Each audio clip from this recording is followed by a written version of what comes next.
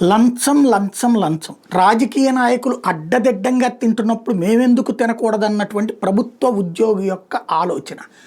అలా తినడానికి వీల్లేదని వాలంటీర్ల మీద కసిపెట్టుకున్నారు, సచివాలయాల మీద కసిపెట్టుకున్నారు. ఆ రెండు వ్యవస్థల విధ్వంసపు ఫలితం ఇప్పుడు సచ్చినట్టు ప్రభుత్వ ఉద్యోగుల చుట్టూ తిరగాల్సి వస్తుంది. దాన్ని అడ్డం పెట్టుకుని తిండి తిండి తిండి పని చెయ్యడానికి నరకం చూపెడుతున్నటువంటి పరిస్థితి. దాని కారణంగా ఆత్మహత్యలు చేసుకుంటున్నటువంటి వాళ్ళు, ఆత్మహత్య ప్రయత్నాలు చేస్తున్న వాళ్ళ సంఖ్య పెరుగుతుంది. సోషల్ మీడియాలో పోస్టులు పెడుతున్న వాళ్ళ సంఖ్య పెరుగుతుంది. తాజాగా 10,000 తీసుకున్న సమస్య తీర్చవంటూ మహిళకు సంబంధించి ఆంధ్రజ్యోతిలోనే రాసుకొచ్చారు.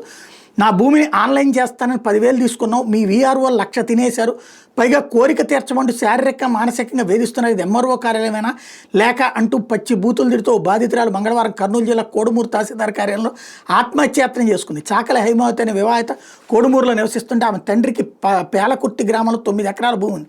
తండ్రి మరణానంతరం ఆ భూమిని మొదటి భార్య కుమారుడు లక్ష్మణ స్వాధీనం చేసుకున్నాడు. అందులో సగభాగం ఆమెకు చెందుతుందని 2023లో కోర్టు తీర్పిచ్చింది. కోర్టు తీర్పు మేరకు తనకు భూమి అప్పగించి ఆన్లైన్ చేయాలని అప్పటి నుండి తహసీల్దార్ కార్యాలయం చుట్టూ తిరుగుతోంది. ఈ క్రమంలో మంగళవారం కార్యాలయానికి వెళ్ళిన ఆమె తహసీల్దార్ వెంకటేష్ నాయక్ ఎదుటే పురుగుల మందు డబ్బా తీసి తాగేందుకు ప్రయత్నిస్తే ఆమె ప్రయత్నాన్ని తహసీల్దార్ అడ్డుకుని చేతిలోని పురుగు మందు బాటిల్ లాక్కున్నారు. కానీ సమస్య మాత్రం పరిష్కరించరు.